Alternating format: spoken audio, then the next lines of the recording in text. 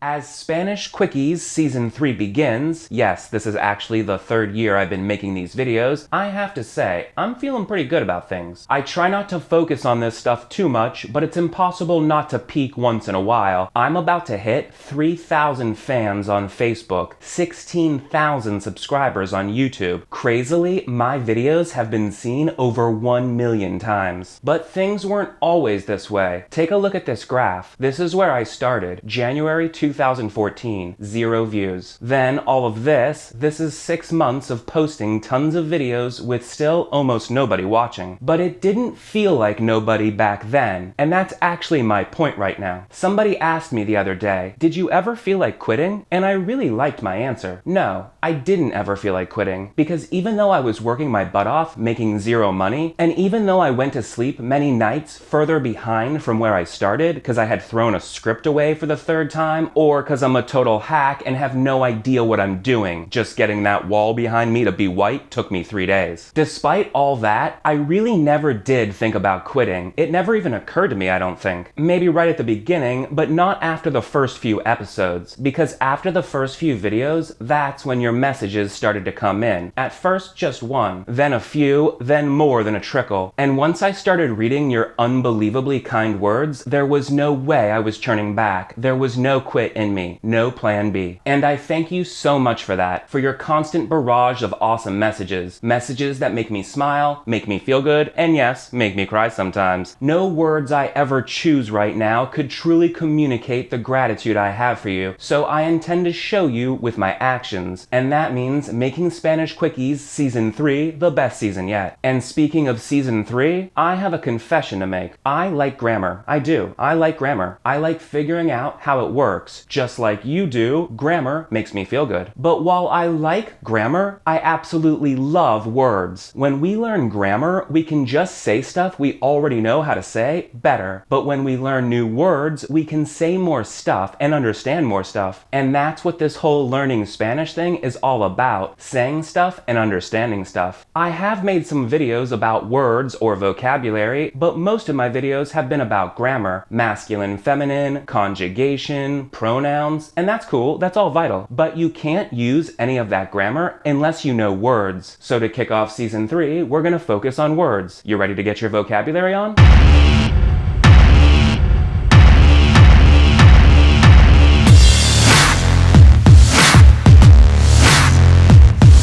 Hola, soy Jordan and this is a Spanish Quickie. Fast, easy Spanish lessons from somebody who speaks your language. Okay, let's learn words. But which words should we learn? My philosophy is, at the beginning, you should only spend time learning a word if it's really easy to learn or if it's common, meaning you'll want to use it or understand it in real life. Then later, as your vocabulary increases, you'll be talking more, reading more, listening and watching more, and you'll just naturally discover the words you don't know. This is pretty much a never-ending process. We still don't know every word in English, do we? Well, in this video, we're gonna start with words that are easy to learn. I won't waste your time ever teaching you a word that isn't totally usable in everyday life, but with these words, the focus is more on the fact that they're easy to learn, not that they're the most common or most important words in the world. Some of the easiest words to learn are cognates. Cognates are words that are either exactly the same in both English and Spanish, or pretty much the same. And when I say they're the same, I mean they look the same. They have the same origin. That's why they're easy to learn. If you know a cognate in English, you already know that word in Spanish because it's either the same or basically the same. The key is simply knowing the word exists. Not much practice is necessary. Take the word actor, for example. How do you say actor in Spanish? Well, it's the same word, just said in a Spanish way. Actor in English is actor in Spanish. El actor. And now that you know that actor is the word for actor, you can say it when you need it. And that is a word that comes up from time to time in real life, so it's totally worth the 2 seconds it took you to learn. Cognates are kind of like free words. Now, some cognates are one-off cognates, like the word for hotel. In Spanish, the word for hotel is just hotel. El hotel. Same word exactly, but said in a Spanish way. Don't forget that H is silent. But hotel or hotel is just a one-off cognate. There are probably other words that resemble it, but there's no real pattern between hotel and many other words. But actor, the Spanish equivalent of actor, is different. That's part of a cognate group called the OR words that all share the same pattern. Most words in English that end in OR are exactly the same in Spanish. They follow the same pattern as actor and actor. For example, color is color, director is director, doctor is doctor. All OR words. It doesn't get simpler than that. Those are exact matches. But then there's something like this. Nation. The word for nation in Spanish is nación. Same word basically, but not exactly. In this case, the TION at the end of nation becomes a CION with an accent on the O to give you nación. So, nation in Spanish is nación. La nación. It's feminine. There are tons and tons of words in English that end in TION and follow this exact pattern. The TION becomes a CION with an accent on the O. So once you know these words exist, you can start using them right away. I always suggest using the flashcard strategy to practice, but you can definitely get away without it in this case. This stuff is pretty easy. Okay, some more examples of this pattern. Celebration in Spanish is celebración, TION to CION with an accent on the O, but other than that, those are the same words. Celebration is celebración. La celebración. All these words are feminine nouns. Definition in Spanish works the same way. La definición. Exception is la excepción, and tradition is la tradición. All those words are exactly the same in Spanish as they are in English, except the T became a C and there's an accent on the O. But, and this happens in all the groups, there are some small spelling changes you have to make from time to time. So the regular, the default, is what I just showed you. But then there are some spelling changes you have to worry about, usually to conserve the sound of the word. For example, abbreviation. The word for abbreviation in Spanish is la abreviación. Notice the TION became a CION just like we've been doing, but now there's another change. The double B in abbreviation has become a single B in la abreviación. This is a very common spelling change. That's one of the reasons I love Spanish so much actually. It might be complicated, but it's complicated in a systematic way. There's usually even a system to the exceptions, and this is a great example of that. When there's a double letter in English that only makes one sound, you usually drop one of them in Spanish. So the double B in abbreviation, that only makes one B sound. Abbreviation. That sounds like one B to me. So in Spanish, you drop one of the B's. La abreviación. TION to CION, but then drop one of those double B's. I don't know how the whole useless double letter thing started in English. I'm sure there's an interesting story. Feel free to share it if you know it, but it doesn't really matter. They just don't do that in Spanish. When there's a double letter in Spanish, it's for a reason. Association is another example of the double letter that only makes one sound. In Spanish, association is la asociación. TION to CION, then drop one of those double S's, because really, that double S only makes one S sound. Association. So la asociación. Here's an interesting one. This is totally regular actually. Action in Spanish is acción. La acción. Notice the double C there. When you change the TION to CION, you end up with a double C. La acción. But that's totally cool. Like I said before, when there's a double letter in Spanish like this, it's for a reason. And in la acción, there are clearly two sounds. The first C makes that hard K sound, then the second C makes the S sound. Acción. La acción. Here's another spelling change that's definitely not as common as the double letter situation, but it's a pattern for sure. Immigration in Spanish is inmigración. La inmigración. The double M there becomes an NM. So from one sound in English, immigration, to two sounds in Spanish, inmigración. This is just something you have to memorize as it occurs. I followed by a double M, so IMM at the beginning of a word, like immigration, often, but not always, becomes INM. Immigration becomes la inmigración. If that's at all confusing to you, don't worry. It doesn't come up often, but if you practice these words with their spelling changes, you'll get used to it pretty quickly. And even if you don't, if you said inmigración in a sentence, you'd be understood almost always. I hardly heard the difference when I just said it. I picked the TION to CION words for today and not the OR words with actor because the TION TION to CION group is much larger. So once you know this pattern, you'll automatically know way more words than if you practice the OR words. But now you know OR words are the same in Spanish as they are in English. Learning these cognate patterns is kind of like learning conjugation patterns. Once you know how to conjugate one regular AR verb, you can conjugate every single regular AR verb in the entire world, even if you've never conjugated it before. So after you know how to translate nation to nación, you can translate pretty much every single word in the English language that ends in TION, even if you've never seen or heard it in Spanish before. That's cool. I do want to tell you a couple things before we get out of here. First, it's better to learn nouns with their articles, so with the la in this lesson. Practice that nation is la nación, not just nación. The sex of the word is important, so it's best to learn and practice it right away. That way, when you want to use the word in real life, you don't have to go back and learn something else. Now, just because a word is a cognate doesn't mean it's used the same way in Spanish as it is in English. Being a cognate just means the words have the same origin. They look the same. They're usually used the same, but definitely not always. I just looked over the word list below and don't see any tricky words in this group. Most of the words on the word list below are used the same way in Spanish as they are in English. But one word did jump out at me. The word for direction in Spanish is dirección, la dirección. Just like we've been doing, TION to CION, but other than that, no changes. And dirección does mean direction and is used the same way we use direction. But la dirección is also the most common way to say address, like the address of a building. I remember this being pretty weird for me at first. La dirección is usually what they say when we say address in English. The direction of the wind is la dirección del viento, and the incorrect address is la dirección incorrecta. Notice la dirección is used in both cases, the first time for direction, the second time for address. You can just assume that cognates not only have the same origin, but are used the same way too. But then don't be surprised, and this will happen quite often, when you discover a word is used in another way also, or in a different way completely. I'll be making some videos about the more confusing cognates real soon. Right now, focus on these easy patterns to build your vocabulary quickly. Next week, we'll go over another pattern before moving on to more interesting, confusing, and fun stuff. But these are totally free words. At least peruse the word list below so you know these words exist. But much better, make flashcards and memorize the heck out of them with the flashcard strategy. This will drive them deep into your subconscious, which is where you need them to be. And starting with this episode, the first episode of the 3rd season, I'm including files for you to load the word lists into your favorite flashcard app. I think Anki is the most popular flashcard app, so I include the APKG for Anki, but also you'll find a normal text file that you should be able to load into most other flashcard apps. Okay, next week, same place, same time, más o menos. We'll go over another cognate pattern, so more free words. If you can't wait till then, in my premium course, Fun with Words, I cover over 30 different cognate patterns. And that's just the tip of the iceberg in there. Fun with Words is all about you learning the words you need to have real conversations and read real articles. If you're a Gringo forever, you have free access already. Just log into the premium student area. Then I'll see you next time. I promise, no mushy stuff for a while. Hasta luego. Adios, amigo.